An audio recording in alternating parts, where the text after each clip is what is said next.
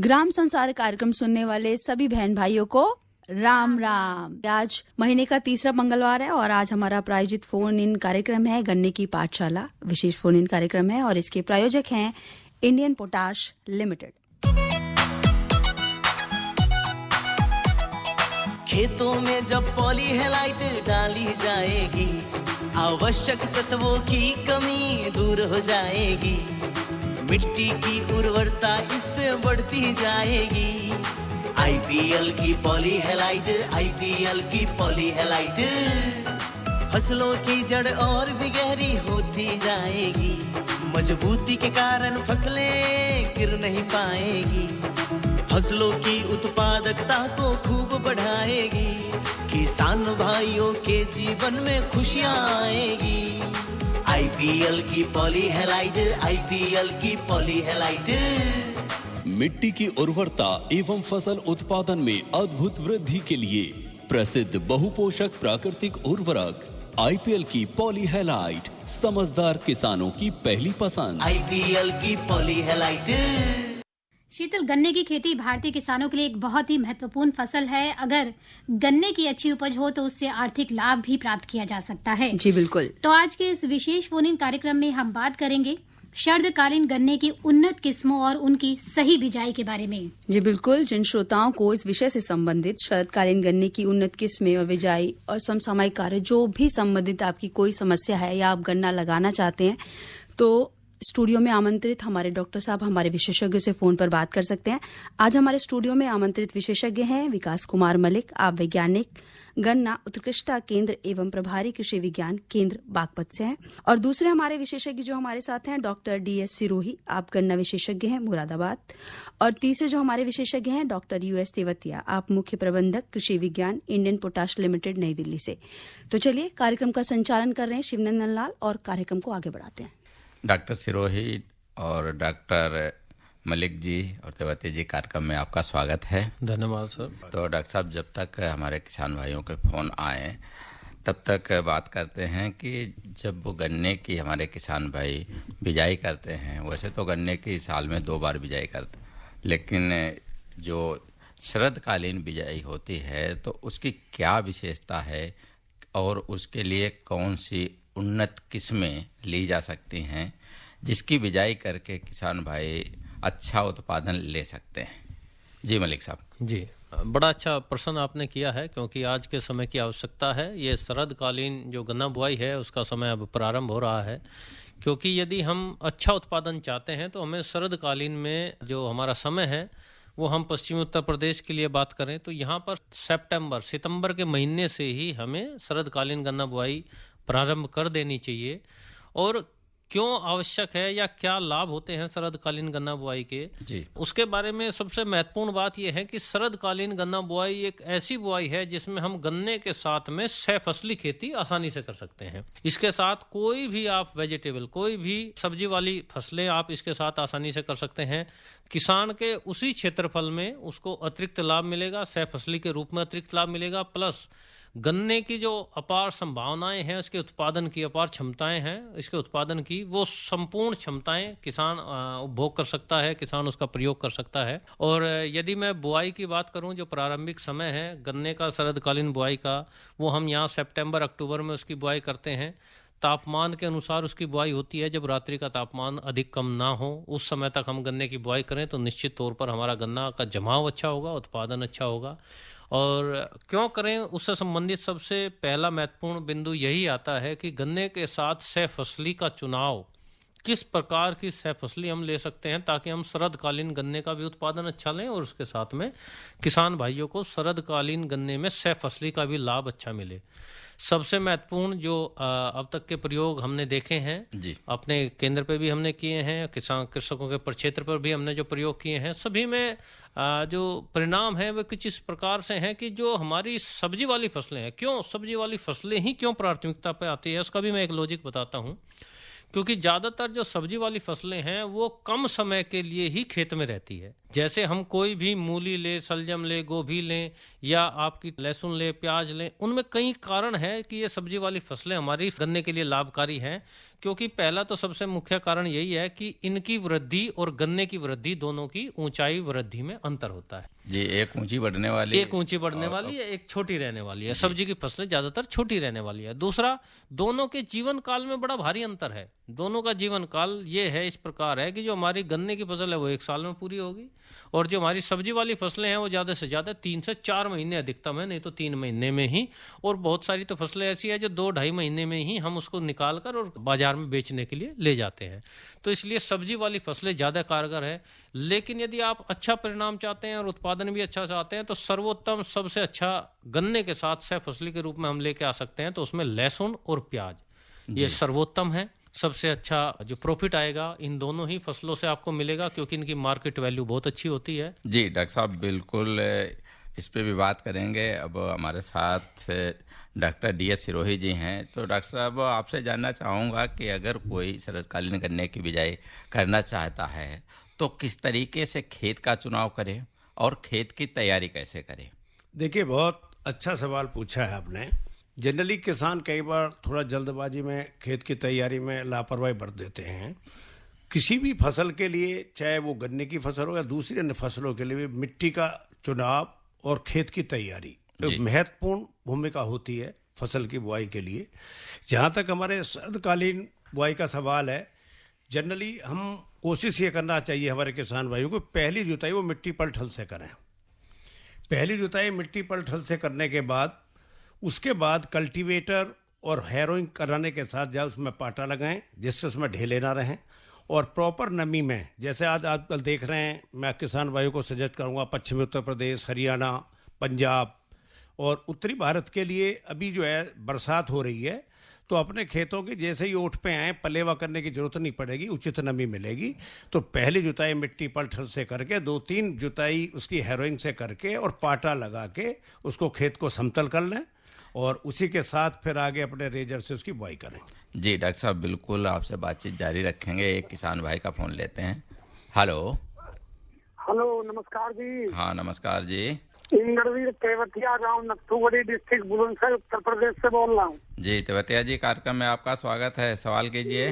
Doctor साहब, प्रश्न ये है कि अभी आप फसली खेती करने के साथ बता रहे थे, तो उसमें आपने मूली, सलजम और ये गोभी और लहसुन और प्याज, अगर इसके साथ साथ साग वाली सरसों बो दी जाए तो उससे भी वो टाइम से टूट जाएगी और बाजार में उसके दाम भी अच्छे मिलेंगे। जी बिल्कुल। और इसके साथ साथ प्रश्न ये है कि कौन सी बढ़िया फसल गन्ने की हो, उसके लिए बीज का चुनाव कैसे करें, कितना फर्टिलाइजर डालें, क्योंकि गन्ने के साथ साथ जो हम फसली खेती करेंगे उनके लिए तो फर्टिलाइजर की आवश्यकता पड़ेगी। जी बिल्कुल बिल्कुल। जी बिल्कुल तेवतिया जी, हम धीरे धीरे जो आपका सवाल है उसी पे आ रहे हैं। पहले किस्म का चुनाव, फिर खेत की तैयारी और डॉक्टर DS सिरोही जी आपके सवाल का कुछ जवाब देना चाह रहे हैं। तेवतिया जी, आपको नमस्कार। और जैसा आपने सवाल पूछा, अभी मलिक साहब बता रहे थे, आपने सुना होगा कि भाई गन्ने के साथ जो छोटे पीरियड की फसलें हैं, शॉर्ट टाइम की वेजिटेबल की, इसमें जो आपका सवाल है, जो आपने क्वेश्चन किया है, आप उसको साग के रूप में सरसों की फसल या लहे की क्रॉप लगा सकते हैं, उसमें कोई दिक्कत नहीं है। लेकिन जनरली मैं ये बात जोड़ना चाहूँगा आपके लिए कि जो हमारा ये क्षेत्र है पश्चिमी उत्तर प्रदेश, सब जगह सब्जी की मार्केट या उससे किसान थोड़े से भयभीत रहते हैं, थोड़ा रिस्क के हिसाब से। उसमें ये है क्या नाम है, आप सरसों की फसल, ये आपके क्षेत्र के लिए, पूरे पश्चिमी उत्तर प्रदेश के लिए बड़ी उपयुक्त मानी जाती है। और इसमें मैं थोड़ा सा परिवर्तन आपको बताना चाहूँगा इसके मेथड ऑफ सोइंग के बारे में, जो इंटरक्रॉपिंग में आप सरसों गन्ने में लगाते हैं। जनरली क्या करते हैं आप लोग कि सरसों का सीड लेते हैं और खेत तैयार करने के बाद में उसको ऊपर से ब्रॉडकास्ट कर देते हैं, बखेर देते हैं, छिड़काव कर देते हैं। इसमें आपको क्या करना है तेवतिया जी, आपको पहले करना क्या है कि 2 आंखों के सेट बना के जब आपका खेत तैयार हो जाए रेजर से खूंट निकालें आप। और अभी मैं आपको सिफारिश करूंगा इस सितंबर अक्टूबर की बुआई में कि आप ट्रेंच मेथड इस्तेमाल करें। ट्रेंच मेथड से बुआई करेंगे, उसमें 4 से 5 फीट का फासला होगा। उसके अंदर जब आप सरसों की इंटरक्रॉपिंग करेंगे, उसका तरीका मैं आपको बता रहा हूं कि आप पहले गन्ने की बिजाई करें, और गन्ने की बिजाई में जो हमारे खाली खूड़ हैं उसमें हम किसी लकड़ी की मदद से भी लाइन खींचकर सरसों को अपने हाथ से बिजाई कर सकते हैं। इससे क्या फायदा होगा, आपको जैसे ही 10-12 दिन की मस्टर्ड की फसल होगी, आप उसकी थिनिंग करेंगे, उसकी छटाई कर देंगे, और छटाई में जो 1 फीट का फासला कर देंगे आप। उस 1 फीट के फासले में फायदा ये होगा, ना तो सरसों की फसल गन्ने को नुकसान करेगी और ना गन्ने की फसल सरसों को करेगी, और आपका जो उत्पादन है वो ज्यादा आएगा। गन्ने का उत्पादन भी बढ़ेगा और सरसों का भी उत्पादन बढ़ेगा, और आप महसूस करेंगे कि दोनों क्रॉप की यील्ड अच्छी आ रही और दोहरी आपको आपकी आमदनी मिलेगी। जी तिब्बतिया जी, आपके सवाल का जवाब मिल गया होगा। फ़ोन करने के लिए आपका बहुत बहुत धन्यवाद। तो सिरोही जी, हम बात कर रहे थे खेत की तैयारी की। जिस तरीके से आपने बताया कि खेत की तैयारी में उसको मिट्टी पलट हट से करें, लेकिन उसमें उसका मतलब ये है कि उसकी गहरी जुताई करें। और गहरी जुताई करने का क्या फायदा है किसान भाइयों को? गहरी जुताई करने का, जैसे आप आज के परिवेश में देख रहे हैं जी कि किसान भाई संतुलित खादों का, असंतुलित खादों का प्रयोग हो रहा है, चाहे वो डाई अमोनियम फास्फेट हो, चाहे हमारा यूरिया हो, या दुनिया भर के हम लोग जो ज्यादा मात्रा में किसान भाई गलती की वजह से केमिकल डाल देते हैं, तो एक जमीन पर लेयर जम जाती है। उस परत को तोड़ने के लिए गहरी जुताई अगर हमारी होगी, और उसमें जो भी इस तरह की जो ऑपरेशन होगी, एरिएशन होगा, रंध्राकाश फैलेगा, तो गहरी जुताई का और मिट्टी पलटल से करने का एक सबसे बड़ा महत्व यही है। जी डॉक्टर साहब, बिल्कुल सही आपने बताया। लेकिन मलिक साहब, जो हम बात किस्मों की कर रहे थे जी, तो हम अपने टॉपिक पे आते हैं कि जो उन्नत किस्में कौन कौन सी हैं जिनको हमारे किसान भाई इस समय प्रचलित हों और उनका बीज आसानी से मिल जाए और उसमें जो बीमारी और कीट वो भी कम लगते। बहुत अच्छा आपका प्रश्न है, क्योंकि ये वास्तविकता है, आज के समय की आवश्यकता है। हमारी जो पूर्व से प्रचलित वैरायटी है को 0238 वैरायटी, सर्वाधिक क्षेत्रफल पर उसी की खेती की जाती है, लेकिन उसके साथ साथ हमारे पास विकल्प भी होने चाहिए। मैं उस वैरायटी को, बहुत बड़े क्षेत्रफल पर ये वैरायटी है लेकिन उसमें बहुत सारी समस्याएं भी आने लगी है, तो उसका विकल्प हम किस प्रकार से लेके चलें, उसके लिए हमारे पास कई विकल्प उपलब्ध हैं। जैसे हम पहली बात करते हैं कि को 15-023 एक ऐसी वैरायटी है जो आपके 238 का विकल्प के रूप में हो सकती है। दूसरा विकल्प आपको को 0118, इस 38 के समय से ही ये वैरायटी प्रचलित है, लेकिन इसमें तुलनात्मक रूप से अभी उतने कीड़े बीमारियां नहीं आते हैं जितने आपके 38 में देखने को मिलेंगे। तो इस प्रकार दूसरा विकल्प 118 के रूप में भी हो सकता है। और नई वैरायटियों की बात करें तो को 7-13-235, को लख 14-201, को 17-231, को लख 16-202, ये ऐसी प्रजातियां हैं जो आप आसानी से आपको उपलब्ध होगी और आप इनका अच्छा उत्पादन लेने में भी कामयाब होंगे, बशर्ते आपको प्रजाति की पहचान और प्रजाति के गुण आपको पता हो कि किस प्रकार की प्रजाति आपके क्षेत्र के लिए अनुकूल है, आपकी जमीन के लिए अनुकूल है। जी डॉक्टर साहब, जैसे जो आपने किस्में बताए हैं, इनकी किस्मवार विशेषता क्या है? जी, मैं उसी पे ही आ रहा था कि हमें अपने क्षेत्र के अनुसार प्रजाति का चुनाव करना है या अपने खेत के अनुसार प्रजाति का चुनाव करना है, परिस्थिति के अनुसार। जैसे जो हम देख पा रहे हैं, जैसे हमारी को 0238 वैरायटी थी, यदि हमें उसी के तरीके की लग्जूरियस क्रॉप चाहिए, हष्ट पुष्ट पौधा चाहिए, तो उसके लिए दूसरा विकल्प हमारा को 0118 है, उसी के समय की रिलीज वैरायटी है और उसके दूसरे कीड़े बीमारियों का प्रकोप कम होता है। तो उसी प्रकार की कंडीशंस में सभी प्रकार की, जहाँ पर आपने 38 को पैदा किया है वहीं पर ही आप 0118 को लगा सकते हैं। अब दूसरे विकल्प पर आते हैं, को 7-13-235 बहुत अच्छा उत्पादन देने वाली वैरायटी है और इसकी लंबाई आपके 38 के बराबर ही होगी। प्रारंभिक अवस्था में दोनों में तुलनात्मक रूप से ये 13-235 थोड़ी स्लो जा सकती है, लेकिन बरसात के मौसम आते ही दोनों वैरायटियां 38 के बराबर ही अपना परफॉर्मेंस देगी और देखने में भी बड़ी अच्छी लग्जूरियस क्रॉप वहां पर नजर आ रही है। जी डॉक्टर साहब, बिल्कुल और किस्मों की भी बात करेंगे, लेकिन हमारे साथ तिब्बतिया जी बैठे हैं जो कि मुख्य प्रबंधक हैं कृषि विज्ञान इंडियन पोटाश लिमिटेड में। और डॉक्टर साहब, आपसे जानना चाहूँगा कि जो इस समय बिजाई हो रही है और जब ये फसल साल भर की हो जाएगी और उस समय इसमें जो आपके चीनी की मात्रा वो अच्छी मिलती है, और मील के हिसाब से कौन सी किस्म अच्छी रहेगी, और जो डॉक्टर साहब बता रहे हैं कि क्या उसके बीज की उपलब्धता है। देखिए, इस समय सबसे बढ़िया वैरायटी जो मैं कहूँगा वो होगी COL के 14201। उसका कारण ये है कि इसकी थोड़ी सी ग्रोथ स्लो है, दूसरा इसकी हाइट कम होती है, तो इसको पर्याप्त जगह चाहिए, पर्याप्त समय चाहिए उस तक परिपक्व होने के लिए। और उसके बाद जो दूसरी जो वैरायटी है CO 15023, इसकी वृद्धि बहुत जल्दी होती है, तो इसको अगर स्प्रिंग सीजन में भी बोएंगे तो इसकी अच्छी उपज किसान भाई ले सकते हैं। तीसरी वैरायटी जो है COS 13235 है, इसकी वृद्धि भी बहुत जल्दी होती है, ये बारिश शुरू होते ही तो बहुत तेजी से बढ़ती है, तो इसकी अभी से करेंगे तो इसके लॉजिंग का, गिरने का वो थोड़ा ज़्यादा रहेगा। तो इस समय सबसे बढ़िया वैरायटी है CO 0118 और COL के 14201। और आपने जो कहा कि 1 साल की हो जाएगी, बिल्कुल 1 साल की फसल हो जाएगी। और जैसे कि हमारे जो वैज्ञानिक भाई बता रहे थे कि इसके साथ में अंतर फसलीय अगर और ली जाए फसल, तो उनका जो देखिए 1 साल तक क्रॉप को आप पालेंगे, उसका पोषण करेंगे, खर्चा ज़्यादा होगा, तो उसके लिए आप सहफसली खेती लेंगे तो आपका वो खर्चा निकल जाएगा उससे। और उसमें जो स्प्रिंग सीजन में बो के और आती है फसल, उसमें किसान का खर्चा कम होता है। लेकिन जो मुख्य बात है, जैसे डॉक्टर सिरोही ने बताई कि गहरी जुताई करना बहुत ज़रूरी है, क्योंकि गन्ने की फसल की जो जड़ें हैं लगभग 2 फुट गहरी जाती हैं, और वहाँ तक उसका मिट्टी का भुरभुरापन होना बहुत ज़रूरी है, और उससे हमारी फसल ना तो गिरती है, उर्वरकों का इस्तेमाल बहुत अच्छी तरीके से करती है जब जड़ों का फैलाव होता है नीचे तक, और दूसरी बात यह है कि वो उसका ब्यात वगैरह भी जब जड़ों का विकास होता है तो ब्यात बहुत अच्छा होता है।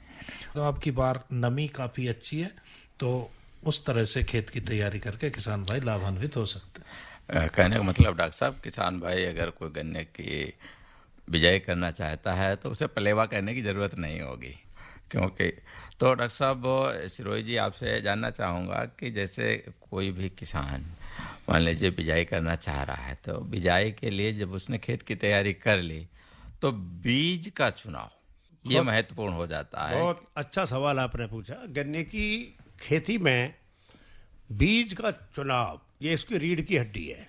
जनरली किसान भाई जल्दबाजी में बीज का चुनाव ढंग से नहीं कर पाते हैं, और सबसे इम्पोर्टेंट बात, जैसा वैरायटी के बारे में भी डॉक्टर तेवतिया ने बताया जी, और आपने सवाल पूछा था किसान भाइयों के लिए, जो 3 वैरायटी हैं ये हमारी शरदकालीन बुआई के लिए COL के 14201 और COS 13235, और जैसा 15023 के बारे में भी डॉक्टर साहब जिक्र कर रहे थे, मैं किसान भाइयों को इसमें थोड़ा सजेशन देना चाहूँगा। इसकी मैच्योरिटी जो है 8.5 महीने में हो जाती है, तो जो किसान भाई अभी इसको स्प्रिंग में हमारे लिए सरसों के बाद और गेहूं के बाद की इसका उत्पादन अच्छा आता है और किसान को दिक्कत भी नहीं होती।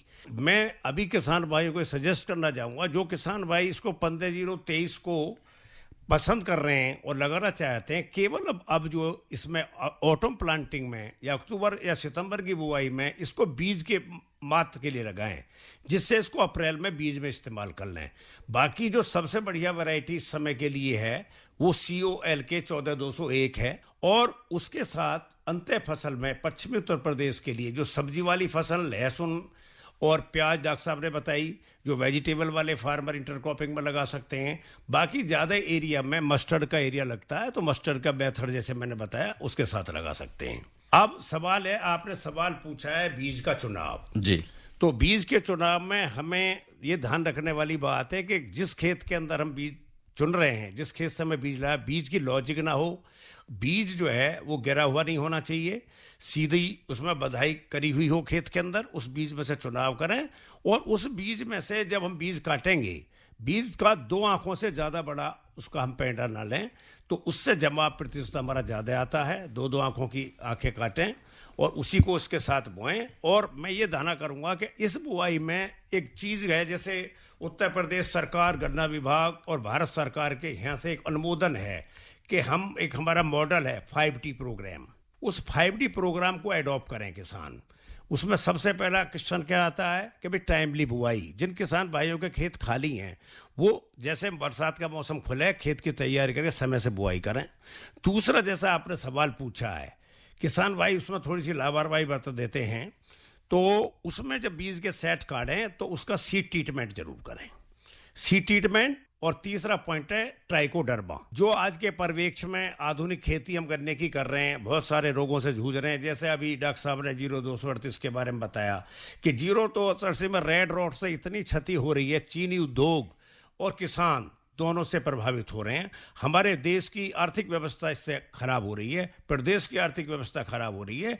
तो इसमें हम उन्नतशील वैरायटी को चुनाव करके, जो मैंने पहला प्रोग्राम बताया टाइमली सोइंग, दूसरा बताया मैंने आपको ट्रीटमेंट, तो सीड ट्रीटमेंट के लिए हमें क्या करना है, थायोपेटेट मिथाइल 1 से 1.5 ग्राम दवा और 100 उसमें 1 लीटर पानी का घोल बना के कम से कम 3 से 4 घंटे प्रैक्टिकल स्थिति में उसको डुबो के रखें और फिर ट्रीटमेंट करने के बाद बोएं।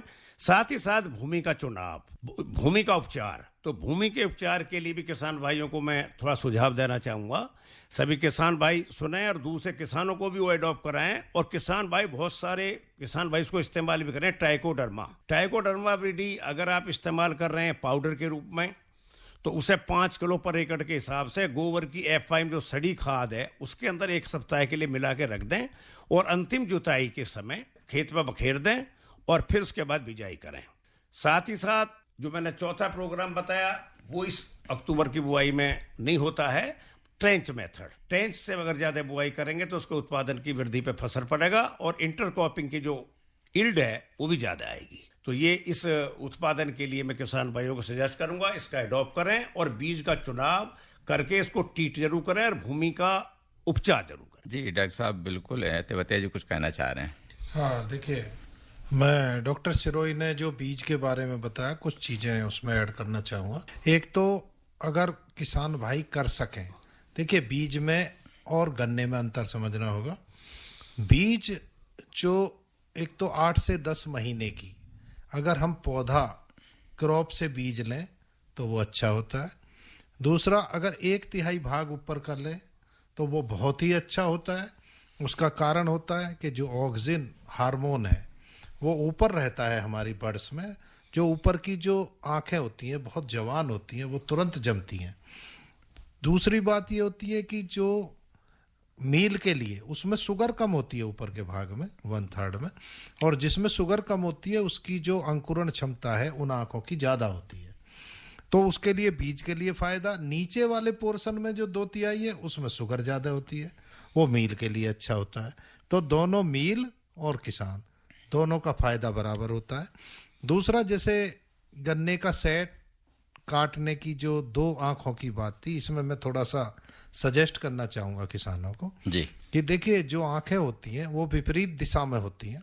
अगर एक आंख इस साइड में होगी तो गन्ने की दूसरी आंख दूसरी साइड में होगी। जो 2 सेट के गन्ने अगर उनको हम स्प्रिंग सीजन में जब थोड़ी गर्मी हो गई हो उस समय तो हम डबल सेट का बोएं, क्योंकि उस समय सूखने का बहुत खतरा रहता है, जल्दी सूख जाते हैं। लेकिन इस समय हम 1 आंख के टुकड़े से बुआई कर दें तो उसमें क्या होगा, उसकी 1 आंख से टुकड़ा की बुआई करने में कई फायदे हैं। नंबर 1, जैसे सीड ट्रीटमेंट है, सीड ट्रीटमेंट से वो दवा जो है पूरे आंख में दोनों तरफ से 1 आंख होगी अच्छी तरह से चली जाएगी और हमारा जो भी रोग या जो भी कीट के जो भी होंगे अवशेष वो बिल्कुल खत्म हो जाएंगे। और दूसरा बात है कि इस समय वो 1 आंख के सेट को ऊपर को करके बो सकते हैं, क्योंकि 2 आंख का या तो 2 बराबर में जाएंगी या 1 ऊपर या 1 नीचे जाएगी, लेकिन 1 आंख की जो है उनको सबको ऊपर करके बो सकते हैं, तो अंकुरण क्षमता को बढ़ाया जा सकता है। जी डॉक्टर साहब बिल्कुल सही आपने कहा कि गन्ने का जो ऊपरी भाग है बिजाई के लिए बीज के लिए उपयुक्त भी रहता है। सबसे बड़ा उसका ये भी फायदा होता है जो उसकी आंखें होती हैं, क्योंकि ऊपर तक अगोला रहता है जिससे वो आंखें ढकी रहती हैं, सुरक्षित भी होती हैं। नीचे कई पत्तियां धीरे धीरे टूट जाती हैं जिसके कारण कभी कभी नीचे की आंख खराब भी हो जाती है, जिससे उसका जो जमाव दर है वो भी कम हो जाती है। तो बिल्कुल डॉक्टर साहब हमारे मलिक जी कुछ कहना चाह रहे हैं? जी, बड़ा अच्छा अभी तेवतिया जी ने सुझाव दिया है बीज का। हम अभी 5 टी पर काम कर रहे हैं। 5T, time off sowing, top portion nursery, trench method, trichoderma, और ये सभी मेथड हम 5T को हम लेके चल रहे हैं। तो इन पांचों के साथ में एक और मेथड हम जोड़ लें तो ज़्यादा अच्छा रहेगा। जी डॉक्टर साहब, बिल्कुल मेथड जोड़ेंगे। श्रोताओं, हमारा फोन इन कार्यक्रम जारी है। प्रायोजक है इंडियन पोटाश लिमिटेड। किसान भाइयों सुन लो मेरी बात, किसान मित्र से ना है बढ़िया खाद, IPL की किसान मित्र जैविक खाद, मुख्य सूक्ष्म तत्वों से मिट्टी को जीवंत बनाए, ठोस हो या तरल रूप में इस खाद से फसलें लहराए, फसलें तुम भरपूर उगाओ, खूब कमाओ, मौज मनाओ। किसान भाइयों सुन लो मेरी बात, किसान मित्र से ना है बढ़िया खाद, IPL की किसान मित्र जैविक खाद। अपने खेतों में हरियाली और जीवन में खुशहाली के लिए हमेशा इस्तेमाल करें IPL की जैविक खाद किसान मित्र, जो कि उपलब्ध है रोहाना कला शुगर मिल पर। शीघ्र बुक करें। तो श्रोताओं, एक बार फिर स्वागत है हमारे फोन इन कार्यक्रम में। और आज हमारा विशेष प्रायोजित फोन इन कार्यक्रम है गन्ने की पाठशाला, और इसके प्रायोजक हैं इंडियन पोटाश लिमिटेड। और डॉक्टर मलिक जी, आप बात कर रहे थे 5T की। जी जी जी। तो इसके बारे में थोड़ा सा हमारे किसान भाइयों को विस्तार से बताइए। जी, नहीं मैं अभी सिरोज जी ने बताया और डॉक्टर तेवतिया जी ने भी बताया है जी कि ये जो 5T है ये वास्तव में किसानों की आवश्यकता है, लेकिन इसमें कुछ चीज़ें हमने और जोड़ी हैं। जैसे हम 5T टेक्नोलॉजी लेके जा रहे हैं, उसमें सबसे पहला T है टाइम ऑफ सोइंग, समय से हम फसल की बुआई करें। दूसरा T है उसमें टॉप पोर्शन नर्सरी, जो अभी डॉक्टर तेवतिया जी ने बताई थी। और तीसरा T है उसमें ट्रेंच मेथड, कि हम ट्रेंच मेथड में इसकी बुआई करें तो ज़्यादा कारगर हमारा सिद्ध होगा। और चौथा T है इसमें ट्रीटमेंट, सीड का ट्रीटमेंट हम कैसे करें उसके लिए। और पांचवा T है इसका सोयल का ट्रीटमेंट करना ट्राइकोडर्मा के द्वारा, इट मीन्स T ट्राइकोडर्मा। इसमें हमने एक चीज और जोड़ी है जो आज के समय की आवश्यकता है, 5T विद 1V। 1V का क्या मतलब है? एक V हमें और जोड़ना है प्रत्येक किसान को। 5T अपनाओ प्लस 1V, वैराइटल रिप्लेसमेंट बेहद जरूरी है। प्रजाति जरूर बदलो। आप जितने भी क्षेत्रफल में गन्ने की खेती करते हैं, आपके पास 20 बीघा जमीन है, 20 बीघा में से आप किसी वैरायटी को 15 बीघे 16 बीघे रखो, लेकिन 4 बीघे आपके पास अन्य वैरायटी अवश्य हो। ये आज के समय की आवश्यकता है। ये हमारी प्रजातियों का सिनेरियो बदलने के लिए आवश्यक है, क्योंकि एकदम से गन्ना एक ऐसी फसल है जिसका बीज एक दिन में नहीं बदला जा सकता, जिसको एक दिन में हम ठीक नहीं कर सकते। जी डॉक्टर साहब, बिल्कुल बात आपसे जारी रखेंगे, लेकिन एक किसान भाई का फोन लेते हैं। हेलो। हेलो, नमस्कार जी। नमस्कार जी। रघुराज सिंह जी, गाँव आदरनगर, जिला बागपत से बोल रहा है जी। क्या सवाल है आपका? डॉक्टर साहब, मेरा ये सवाल है, मुझे स्प्रे करनी जी। तो गन्ने में नीचे दवाई गिर जाए या ऊपर स्प्रे वाली बढ़िया रहेगी? गन्ने में जो दवाई मिला नीचे गिरा वो ठीक रहेगी? पहले समस्या बताओ, समस्या क्या है उसका, तब हम बताएंगे कि किस प्रकार का। गन्ने में कीड़ा लग रहा है। कीड़ा लग रहा है? कौन सा कीड़ा लग रहा है? गोब खराब हो रही है, जो काला काला गन्ना पड़ गया ऊपर से गन्ना काला काला पड़ गया है, गोब खराब हो रही है, टॉप बोरर का अटैक हो रहा है आपके गन्ने पे, अगोला बेधक का। तो आप स्प्रे करने का प्रयास करो, ज्यादा अच्छे रिजल्ट स्प्रे से आएंगे, क्योंकि जो आपका टॉप पोर्शन है वहां तक दवाई का, नीचे से जो भी हमारी दवाइयां हैं उनको सर्कुलेट होने में समय लगेगा। और टॉप बोरर की जो इस समय पीढ़ी चल रही है वो चौथी ब्रूड का समय चल रहा है, और इस समय चौथी से 5वीं ब्रूड में कन्वर्ट होगी। तो आप यदि स्प्रे कर देंगे तो अगली ब्रूड में कन्वर्ट नहीं होगा। आप उसमें स्प्रे करें तो ज्यादा अच्छे रिजल्ट कारगर आपके आएंगे। डॉक्टर साहब, इसमें यूरिया भी गिर लगा जी? बिल्कुल नहीं, उसकी आवश्यकता ही नहीं है। आप उसमें इस समय यूरिया डालने का मतलब है पौधे की सेल डिवीजन को बढ़ा रहे हैं, सॉफ्टनेस उसमें बढ़ा रहे हैं, इलोंगेशन करने का प्रयास। उससे क्या होगा, जो टॉप बोरर है उसका प्रभाव और बढ़ने की संभावना रहेगी। उसे हम मारने की बजाय उसे हम थोड़ा सा पौधे में पानी अपटेक करने की पावर बढ़ जाएगी, जिससे उस कीड़े को वहां पर एक तरीके से जीवनी मिल जाएगी, वो दोबारा से फिर अपना काम करना शुरू कर देगा। ठीक है जी, ठीक है। फोन करने के लिए आपका बहुत बहुत धन्यवाद। तो डॉक्टर साहब, बात हो गई 5T की, लेकिन जिसमें बहुत से किसान भाई अन्य विधियों का भी प्रयोग करते जी, हैं बिजाई की, बिल्कुल क्योंकि सभी ट्रेंच मेथड से नहीं बोते। और कई किसान भाई सोचते हैं कि हम एक एक आंख क्यों बोएं, तो 3 आंख वाला गन्ना बो देते हैं। तो इसके क्या फायदे हैं और क्या नुकसान है? बिल्कुल, अभी डॉक्टर साहब ने भी बताया था, उसका सबसे अच्छा फायदा यही है कि हम उस पे ज़्यादा बड़े टुकड़े पे कभी नहीं जाना चाहिए। गन्ने में हमने जो पहले रिकमेंडेशन 3 आंख की थी, वो अब उसके जो जमाव है, उसका फुटाव है, उसकी आवश्यकता है, वो 2 आंख पर सिमट के आ गई है। आगे आने वाला समय और इस समय भी भविष्य है 1 आंख का टुकड़ा। क्यों हम अनावश्यक जमीन में बीज को अधिक मात्रा में गन्ने बीज को हम डालें, जब आवश्यकता वहाँ पर 1 आंख से 3-4 कल्ले फुटाव लेके हमें उत्पादन पर्याप्त मिल रहा है। तो हम जब साधारण बुआई करते हैं तो 2 आंख का टुकड़ा, अन्यथा इस समय हम 1 आंख का टुकड़ा भी बुआई कर सकते हैं। लेकिन 1 आंख के टुकड़े की सावधानी ये होगी कि हमारे सभी किसान भाइयों को बीज उपचारित करे बगैर 1 आंख का टुकड़ा न बोएं, उपचारित करके ही 1 आंख का टुकड़ा बोएं। विधियां बहुत हो सकती हैं, विधियां बहुत हैं हमारे पास। ट्रेंच मेथड है, सिंपल विधि है, और आपका रिंग पिट मेथड है। हम गोल एक वो बनाते हैं, गोल गड्ढा, उसके अंदर भी हम गन्ने की बुआई करते हैं। ये डिफरेंट मेथड्स हैं। साधारण विधि होगी, रिंग पिट विधि होगी, पेयर्ड रो होगी। एक ही ट्रेंच के अंदर 2 लाइन में हम बुआई करते हैं, जिसको उन्नत ट्रेंच कहा गया है। तो जो किसान भाई इस समय, और दूसरा अभी एक बड़ा अच्छा इससे कोरिलेशन निकल के आ रहा है जी। मैं अपने किसान भाइयों से एक और आग्रह करूंगा कि आप जब भी गन्ने की बुआई करें, मेरा निवेदन है समय अनुसार दूरी परिवर्तन करें। समय अनुसार हमें एक दूरी पे नहीं रहना है। यदि हम सितंबर में गन्ना बो रहे हैं तो किसी भी परिस्थिति में 2 कुंड के मध्य के बीच की दूरी 5 फीट से कम नहीं होनी चाहिए।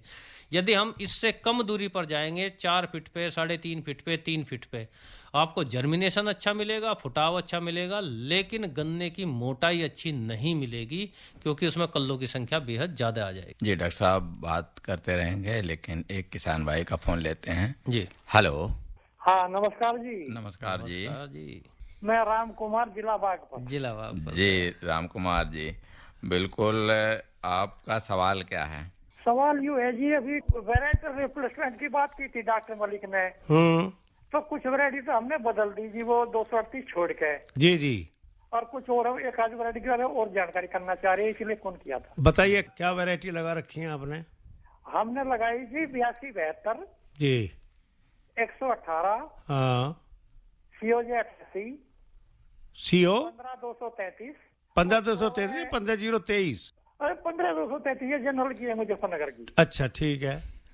और 16202 के बारे में जानकारी करना चाह रही। चलिए, बहुत अच्छा सवाल पूछा है, बाकी तो डॉक्टर मलिक जवाब देंगे आपका। एक सवाल मैं COL के 16200 के बारे में बता दूं आपकी। ये हमारा जो संस्थान है, भारतीय गन्ना अनुसंधान लखनऊ, जिसको हम वैरायटी का नाम देते हैं COL के, और हिंदी में कहते हैं कोलक। इस वैरायटी का जो जन्म हुआ है वो 95-017 कुछ हमारा स्टेन है संकरण का, और एक वैरायटी है लखनऊ की 94-184, वो उस वैरायटी के क्रॉस से वैरायटी बनाई गई है। आपकी जानकारी के लिए मैं बता दूं, अभी इसका संस्थानों में थोड़ा बीज उपलब्ध है, तो आपने लगा रखा है तो इसको मल्टीप्लाई करें, और आने वाले समय में जो भविष्य है इस वैरायटी का बहुत अच्छा भविष्य है। और ये 0238 जो आपकी वैरायटी जिसे आपने खत्म कर दिया है, इससे उत्पादन में भी जो आंकड़े बता रहे हैं इसके, वो 2 से 2.5% इसकी यील्ड ज्यादा है। तो इस वैरायटी को आप बखूबी इसके ऊपर ध्यान दें। दूसरी वैरायटी उत्तर प्रदेश की आपने बताई है, उसके बारे में डॉक्टर मलिक आपको जवाब देंगे।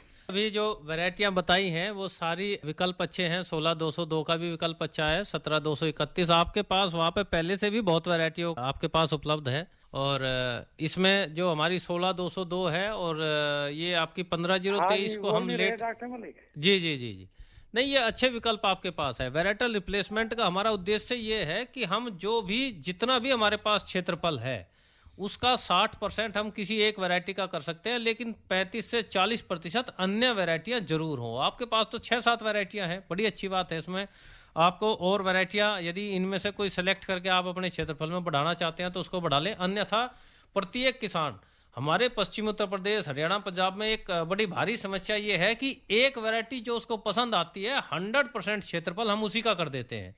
जबकि मेरा मानना यह है कि हम जो वैरायटी आपको अच्छी लगे उसका आप 60%, 70%, 80% तक लेके जाओ, लेकिन 20% हमेशा आपके खेत में अन्य वैरायटी जरूर लगी रहे।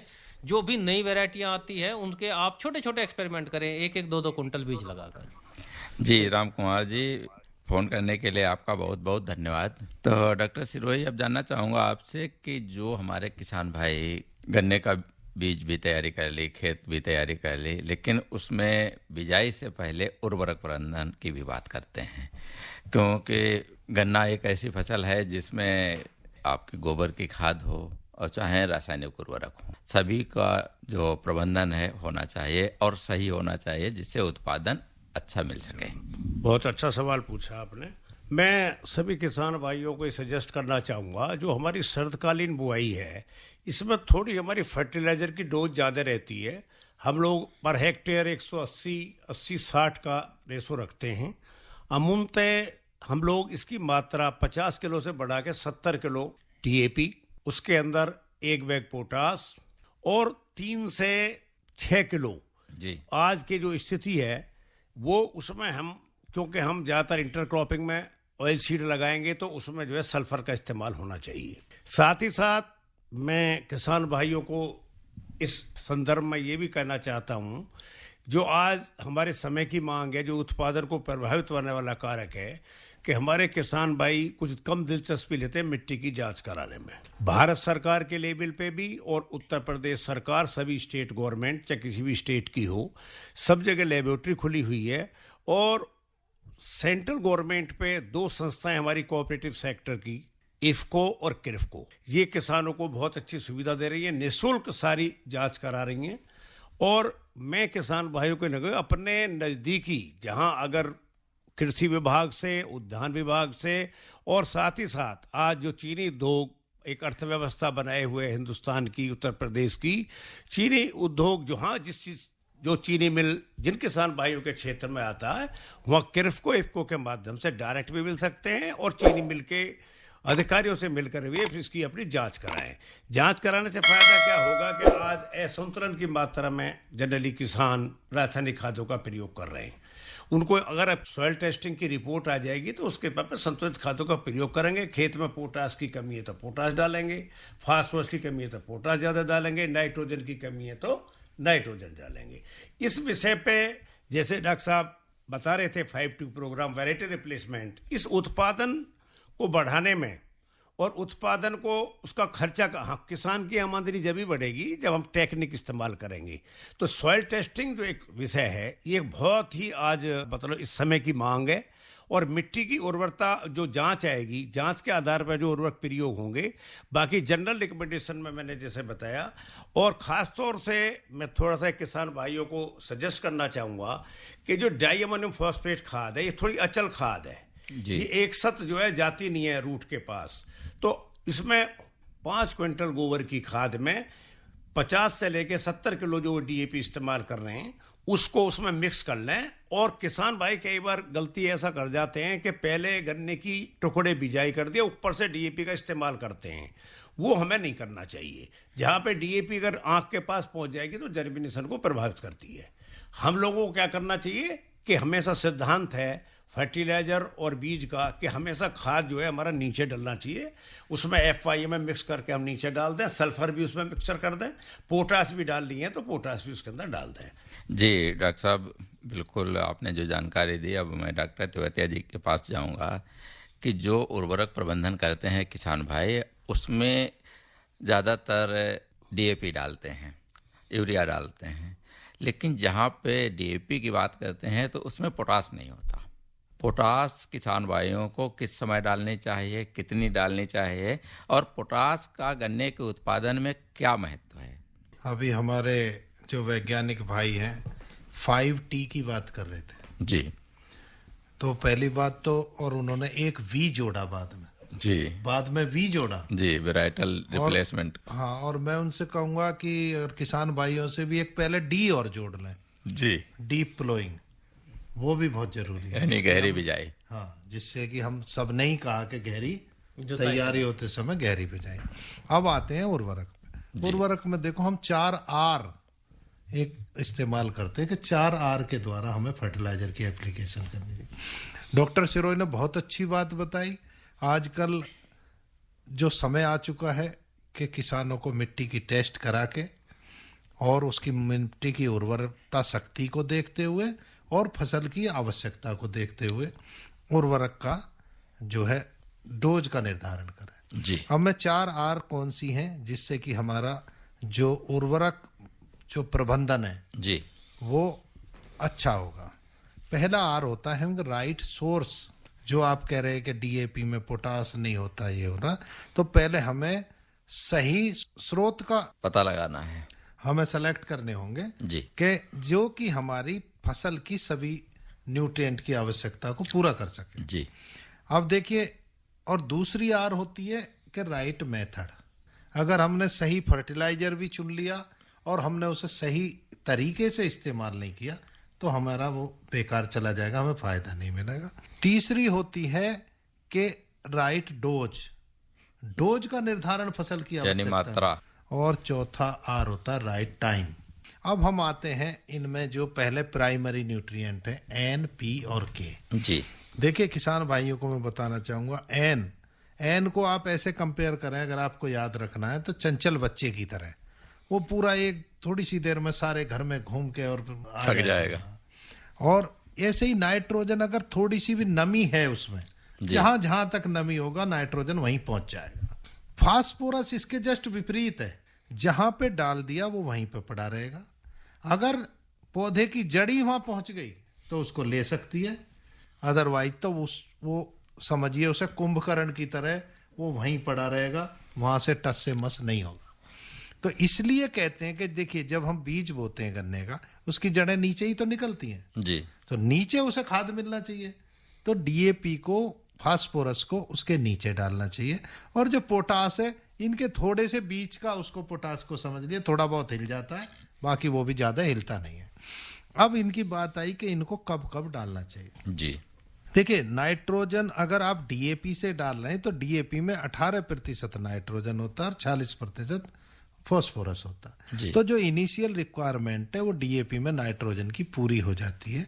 विशेषकर DAP का जो रेशो है N और P का, वो दलहनी फसलों के लिए बनाया गया है, क्योंकि दलहनी फसलों में थोड़ी सी नाइट्रोजन चाहिए शुरू में, उसके बाद वो नाइट्रोजन फिक्सेशन करती रहती है। तो इसमें गन्ने में थोड़ा सा हमें थोड़ा यूरिया के द्वारा नाइट्रोजन देनी है, लगभग 1/3।